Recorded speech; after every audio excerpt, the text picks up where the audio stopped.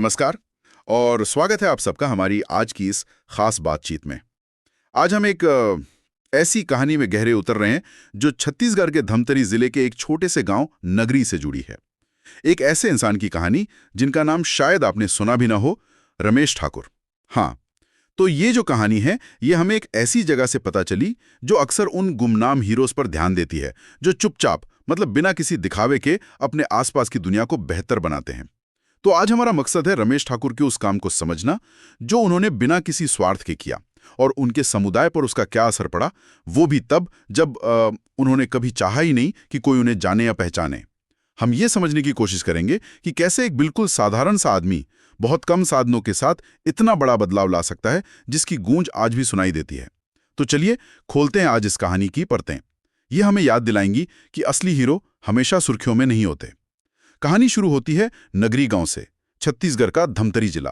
जरा सोचिए वो माहौल, एक ऐसा गांव जहां, जैसा हमें पता चला, शाम के 6 बजे अंधेरा, मतलब बिजली गुल, घना अंधेरा। और उन बच्चों का क्या जिनकी पढ़ाई अंधेरा होते ही रुक जाती थी। स्कूल के नाम पे बस एक वो टूटी फूटी से झोपड़े, बिल्कुल जर्जर हालत में। हाँ, मतलब हालात बहुत मुश्किल रहे होंगे। बिल्कुल, इतने निराशाजनक कि गांव वाले भी शायद उम्मीद छोड़ चुके थे।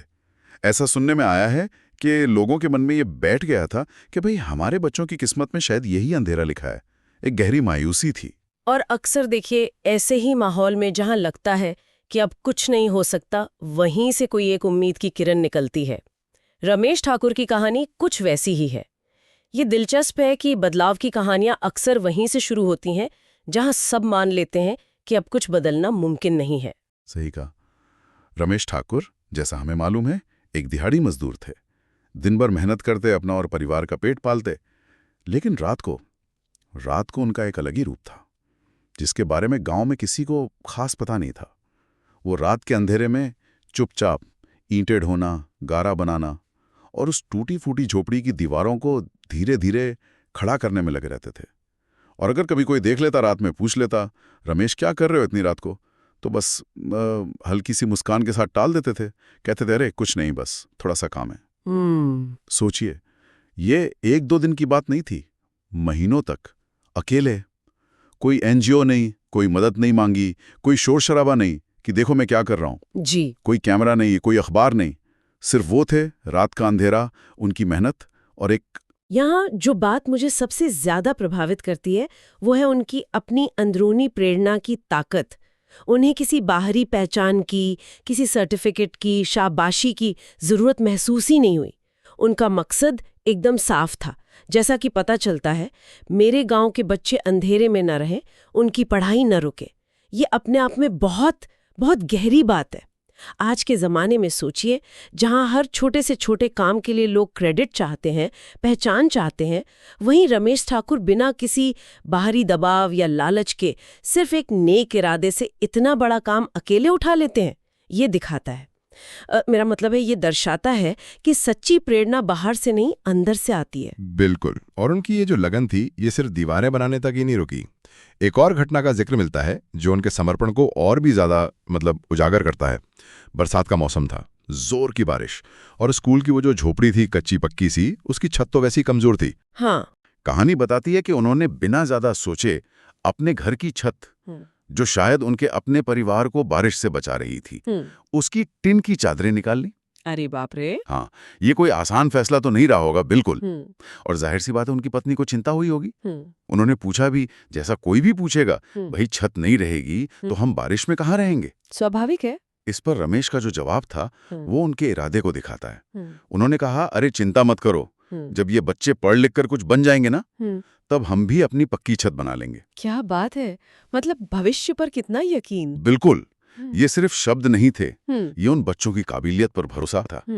और कमाल ये कि उन्होंने सिर्फ कहा नहीं, पता चलता है कि उसी रात तेज बारिश में वो टिन की चादरें लेकर स्कूल पहुंचे और अकेले ही उस झोपड़ी की छत ठीक कर दी। उसी रात? हाँ, उसी रात, ताकि अगले दिन जब बच्चे आएं तो उन्हें सिर पे पानी ना टपके, एक ठीक ठाक छत मिले।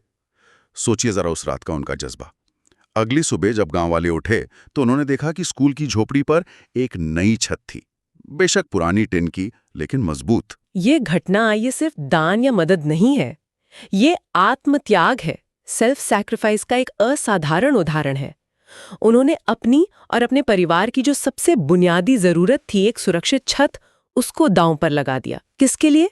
समुदाय के लिए, उन बच्चों के लिए। ये उस स्तर का समर्पण है जहां अपना आराम, अपनी सुरक्षा, वो सब पीछे छूट जाता है और दूसरों की भलाई सबसे आगे आ जाती है।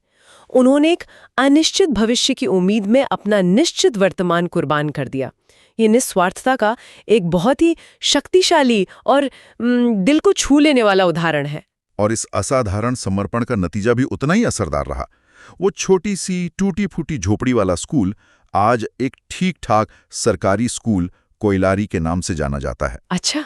और सबसे बड़ी बात, आज उस स्कूल में 200 से ज्यादा बच्चे पढ़ते हैं। अरे वाह, 200 बच्चे? हाँ, वो बच्चे जिनका भविष्य शायद उसी गांव के अंधेरे में खो जाता, आज पढ़ लिख रहे हैं। ये सीधे-सीधे रमेश ठाकुर के उस फैसले और महीनों की मेहनत का नतीजा है। लेकिन यहाँ कहानी का एक और पहलू है जो रमेश ठाकुर के किरदार को और भी ऊंचा उठा देता है। पता चलता है कि उस स्कूल की किसी दीवार पर, किसी पत्थर पर, किसी रिकॉर्ड में कहीं भी रमेश ठाकुर का नाम नहीं है। कहीं भी नहीं। कहीं भी नहीं। कोई जिक्र नहीं कि ये स्कूल किसने बनवाया। और ऐसा इसलिए नहीं कि किसी ने लिखा नहीं, बल्कि इसलिए क्योंकि रमेश ने कभी चाहा ही नहीं। उन्होंने कभी इच्छा ही नहीं जताई कि भाई मुझे इसका क्रेडिट मिले।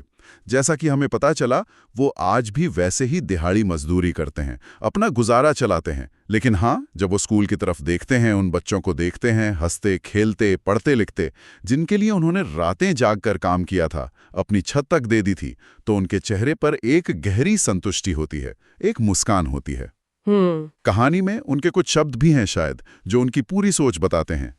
अब ये बच्चे ही मेरी पहचान है। क्या बात है। मतलब उनका नाम किसी पत्थर पर नहीं, उन बच्चों के भविष्य में है। अगर हम इसे थोड़ा और बड़े नजरिए से देखें तो ये व्यक्तिगत गुमनामी और सामूहिक प्रगति के बीच एक बहुत ही दिलचस्प और गहरे रिश्ते को दिखाता है।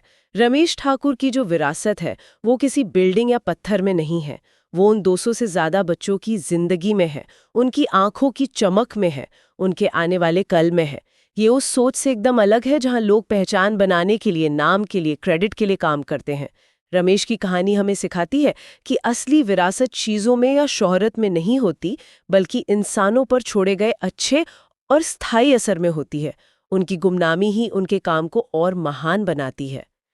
तो रमेश ठाकुर की इस कहानी से हम क्या मुख्य बातें सीख सकते हैं, क्या सबक ले सकते हैं? पहला और शायद सबसे जरूरी, एक अकेले इंसान के पक्के इरादे की ताकत।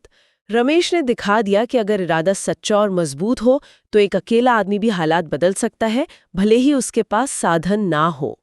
उन्होंने इंतजार नहीं किया कि कोई सिस्टम आएगा, कोई मदद करेगा, वो खुद ही समाधान बन गए। दूसरा, कि अच्छा और टिकाऊ बदलाव लाने के लिए हमेशा किसी बड़े पद, बाहरी पहचान या बहुत सारे पैसे की जरूरत नहीं होती। रमेश ठाकुर के पास इनमें से कुछ नहीं था। क्या था? एक नेक इरादा, मेहनत करने का जज्बा और अपने लोगों के लिए, उन बच्चों के लिए एक गहरा दर्द, एक अपनापन।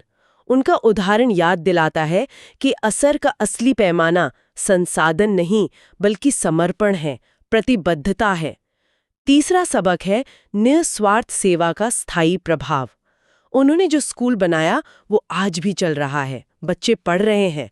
ये दिखाता है कि जब काम सच्ची सेवा भावना से होता है तो उसका असर पीढ़ियों तक रहता है। और आखिर में उनकी कहानी उस आम सोच को भी चुनौती देती है कि समाज में बड़ा बदलाव लाने के लिए या हीरो बनने के लिए आपको मशहूर होना पड़ेगा या किसी ऊंचे पद पर होना पड़ेगा। हाँ, ये बात तो है। रमेश ठाकुर एक साधारण मजदूर थे, लेकिन उनका काम किसी भी बड़े हीरो से कम नहीं था। उन्होंने तो गुमनाम रहकर हीरो होने की परिभाषा ही बदल दी। ये बात वाकई सोचने वाली है। आज की दुनिया में जहां हम सब कहीं ना कहीं लाइक, शेयर, फॉलोअर्स, इस ऑनलाइन पहचान की दौड़ में लगे हैं, रमेश ठाकुर की कहानी एक बिल्कुल अलग तस्वीर दिखाती है। उन्होंने किसी सोशल मीडिया पोस्ट के बिना, किसी हैशटैग के बिना जमीन पर असली दुनिया में जिंदगियां बदल दी। बिल्कुल। उनका काम खुद के प्रचार के लिए नहीं था, वो सिर्फ सेवा थी। तो क्या ये हमें सोचने पर मजबूर नहीं करता कि हम किस तरह के कसर को ज्यादा महत्व दे रहे हैं, वर्चुअल दुनिया की तालियों को या असली दुनिया में आए बदलाव को? बिल्कुल। और ये एक बहुत ज़रूरी सवाल भी खड़ा करता है कि हम अपने समाज में अपने आसपास ऐसे कितने ही गुमनाम योगदानों को कैसे पहचानते हैं, उनका कितना महत्व समझते हैं। क्या हमारी नज़र सिर्फ उन पर जाती है जो सुर्खियों में हैं, जो मंच पर खड़े हैं, या हम उन चुपचाप काम करने वालों को भी देख पाते हैं जो शायद हमारे बगल में ही हों, बिना किसी क्रेडिट की उम्मीद किए समाज को मजबूत कर रहे हों। रमेश ठाकुर जैसे लोगों की कहानियां याद दिलाती हैं कि समाज का ताना बाना ऐसे ही गुमनाम धागों से बुना जाता है। हमें शायद अपनी नज़र को थोड़ा और पहना करना होगा ताकि हम इन धागों को देख सके, उन्हें सराह सकें। तो संक्षेप में कहें तो रमेश ठाकुर की कहानी एक साधारण दिहाड़ी मजदूर के असाधारण, निस्वार्थ और प्रेरणा देने वाले काम की कहानी है। एक ऐसे इंसान की कहानी जिसने बिना किसी पहचान या तारीफ की चाहत के सिर्फ अपनी मेहनत, अपनी लगन और अपनेपन के गहरे भाव से एक पूरे समुदाय के बच्चों का भविष्य अंधेरे से निकालकर रोशनी की तरफ मोड़ दिया। ये कहानी हमें एक बार फिर याद दिलाती है कि कुछ लोग नाम के लिए काम नहीं करते, बल्कि उनका काम ही उनकी सच्ची पहचान बन जाता है। और जाते जाते मैं सुनने वालों के लिए एक सवाल छोड़ना चाहूंगी जिस पर वो इस चर्चा के बाद सोच सकते हैं। जरा अपने आसपास देखिए, अपने मोहल्ले में, अपने शहर में, अपने काम की जगह पर। क्या लगता है हमारे अपने जीवन में, हमारे समुदायों में ऐसे कितने रमेश ठाकुर होंगे? कितने ऐसे लोग होंगे जिनके छोटे छोटे काम, जो शायद हमारी नज़रों से ओझल रहते हैं, चुपचाप दूसरों की जिंदगी को बेहतर बना रहे होंगे? हम उन्हें कैसे देख सकते हैं, कैसे पहचान सकते हैं, और सबसे ज़रूरी, हम उनसे क्या सीख सकते हैं? बिल्कुल, रमेश ठाकुर की कहानी सिर्फ एक व्यक्ति की कहानी नहीं है। ये उस जज्बे की कहानी है जो दिखाता है कि अगर सोच बदल जाए तो हालात बदल सकते हैं।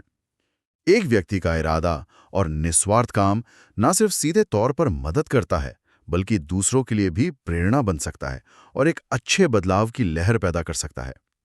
इसी विचार के साथ आज की ये गहरी पड़ताल यहीं समाप्त करते हैं।